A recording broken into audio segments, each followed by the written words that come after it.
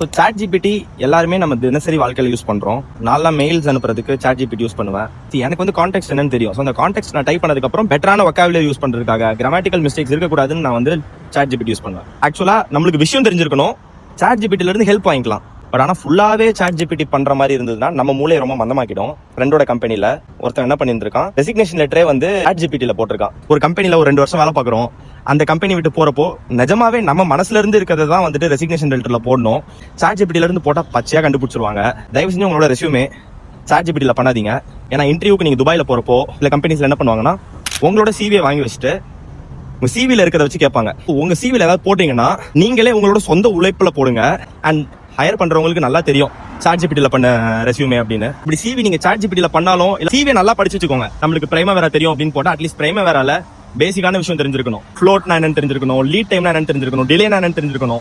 இது எதுவுமே தெரியாம பிரைமவேரா தெரியும்னு போடாதீங்க. டிராஃப்டிங்கே தெரியாம ஆட்டோகேட்னு போடாதீங்க. அரபிக் பேச தெரியாம அரபிக் தெரியும்னு போடாதீங்க. கடைசியில் அப்புறம் இன்டர்வியூல போயிட்டு அபு துக்ளக் மட்டும் சொல்ல முடியும்.